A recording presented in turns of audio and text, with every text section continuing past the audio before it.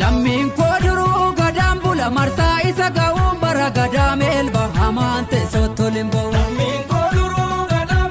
Yooyyaa akkam jirtu uummata qashtii birmadummaaf bilisummaa keessaniif falmataa jirtan akkuma fedhii keessan birmaduu miidiyaan saayinsii aadaa akkasumas afaan Oromoo guddisuudhaaf beeksisuudhaaf barsiisuudhaaf hundeeffattee qophii ishee xumurtee YouTube chaanaliidhaan as baatee jirti. Akkuma kana dura aadaa Oromoo afaan Oromootiif wanneen kana fakkaatan irratti barsiisaa turte amma immoo teeknooloojii irratti hundeeffattee afaan Oromootiin barsiisuudhaaf kunoo as baatee jirti. Har'a yeroo jalqabaatiif appilikeeshinii moobaayila keessanii tokko san barsiisuuf qophii xumurtee jirti. Sunis maanni appilikeeshinii kana appilikeeshinii ilaaltan kana namoonni baay'een daa'ima qabdan keessumaa daa'ima qabdan bakka hojiitti garagaraatti bilbilli keessan qosheen garagaraatti bilbila keessanitti galuudhaan yookaan bishaan itti galuudhaan bilbilli keessan sagaleen isaa baay'een rakkisuu danda'a. Yeroo kana maal ta'a bilbila keessan sagaleen isaa qulqullinanii dhabaa jechuudha. Qulqullinanii dhabuu sana baay'ee sin rakkisaa. Kanaafuu akkam gootanii ispiikara bilbila keessanii ittiin qulqulleeffattan appilikeeshinii kana sunitti argisiisaa. Dhumarrattis immoo appilikeeshinii kana bakka kamii akka argattan illee sinittan himaa jechuudha. Amma dhumaatti viidiyoo kana doowwadhaa. Haaraan warri haaraan jiraattan subscribe godhaa.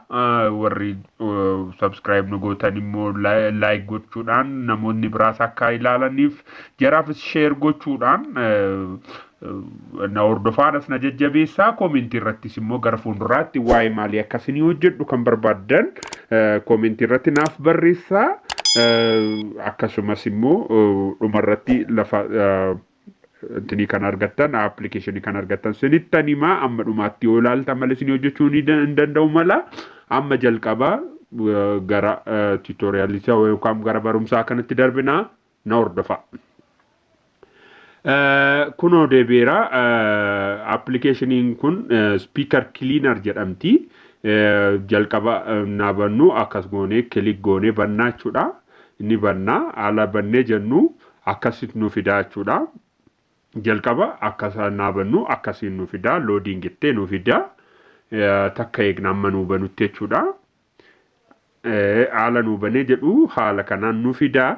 Haala nu fidee jedhu maal goona kana maal goona clean speaker ishee jettu ishee kanan argitu bishaan illee mallattoo bishaanii kan fakkaattu kana laashee kan argitu ofirra kana faa qaba. Waan speaker cufe akkasinitti dhagaamne yookaan immoo sagalee qulqulluu kan dhageenya akkasiin godhu kana kan gootanii speaker keessan keessaa akka baaftaniidha kan isin deeggaru. Kanaaf ishee kana kilik gooneetu banneetiyyuu akka inni nu qulqulleessu goona jechuudha. Sagalee maal jedhaa asitti waa lama sadii nuuf kaa'a maal jedhaa set the volume to the maximum jedha. Kun maanni yeroo jalqabaannaa kan hojjettan sagalee bilbila keessanii amma dhumaatti banaa jedha. Deebisees immoo bilbila keessan iskiriinii isaa gara gadi garagalchaati kaa'aa jedha. Lamaan kana seera kana lamaan hojiirra oolchuun dirqama. Sabooddee amma inni kiliin godhee yookaan qulqulleessee xumuritti sagalee akkasii dhageessisaa. Kanaaf obsaan dhaggeeffachuu qabdu. Sagalee bilbila keessanii baay'ee iyyuu ni danda'a sin jeequu danda'a. Yeroo daqiiqaa muraasaaf waan ta'eef obsaati eegaa. Amma xumuraa jira. Obsaati eegaa. Akkas godhee akkas geengoo hojjechuudhaan xumura jechuudha. Yommuu xumuru geengoon kun dhuftee asitti galti.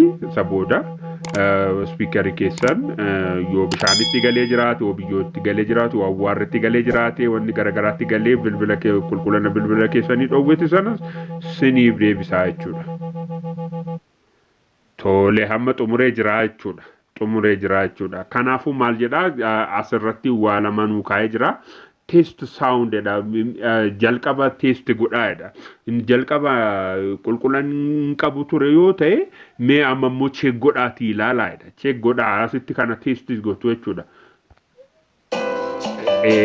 Argitanii kankoo qulqulluudha amma sulumaayyuu kankoo rakkoon qabu sinitti agarsiisuuf jecha malee rakkoon qabu bilbila rakkoon sila qulqulleessee sirreeffadheen ture sinitti agarsiisuuf ani tuuni naan sirrattiin ituun sinitti agarsiisee jiraadhe gaarii ture edda sirratittan iyyuu maalifan namootaaf inni ruudheetan hojjedhe kanaafuu kankoo dura qulqullaa'ee ilaalaa argitanii akkasitti qulqulleessee na dhageessisaa jechuudha yoo asitti kunoo jala kanatti waa lamatu jira maal jedha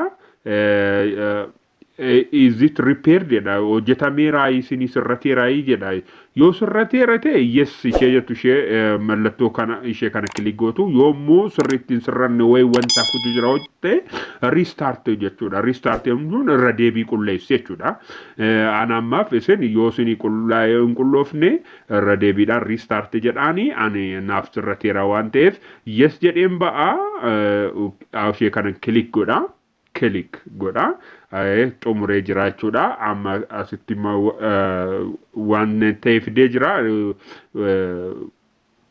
mallattoo jaalala bilbila keessan irratti fidee jira isinii qullaa'uu isaatiif isinis immoo reet gochuudhaan deeggarsas godhaa jedha yeroodhaaf nuyi ishee kana maal goona skip jennee baanaa jechuudha ishee kanatti buunaa dhumarratti jennu ishee kanatti kilik goona akkas goonee bilbila keenya qulqulleeffachuu ni dandeenya qarshiin taane mana mobaayilaa yoo geessitan bilbila speakerri bilbila kootii na dideettani mana bilbilaa yoo geessitan kun kompiitaraan banamaa kun akkasii jedhee warri qarshii keessan akka malee sin nyaataman kanaafuu kanarraa salphaatti ituu qarshii keessan hin baasin appilikeeshina kana duwwaa fe'achuudhaan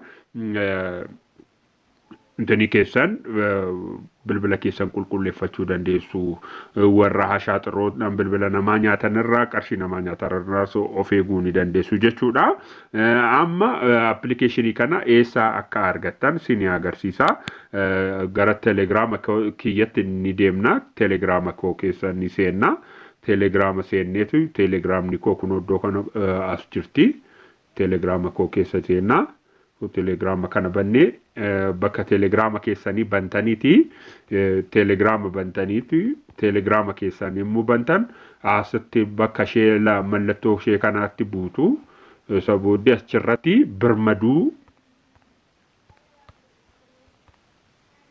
space gootanii meediyaa yoo jettan ishee kana jalqaba sinii fida birmaduu gosa lama sinii fida isin garuu ishee jalqabaa kana birmaduu tube ishee jettu ishee jalqabaa kanatti isheetti buutuu jechuudha ishee kanatti buutu yeroo kanatti buutanii jettan kana sinii fida jechuudha kun kan ol buufatanii video kanaan dura gadhiise kan garaagaraallee asirratti argattu ishee kana kilik gootu kilik ennaa gootan gara play store isin geessaa gatiin fe'adheera waan ta'eef kana qaxxitaa appilikeeshinii kana fe'attu isin iddoo kanatti install siniin jedha anka garuu gatiin fe'adheera waan ta'eef gadi buufadheera waan ta'eef open jedheen banaa jechuudha kanaafuu gara intinitti na deebisaa jechuudha haala kanaan telegiraama keessan keessa seentanii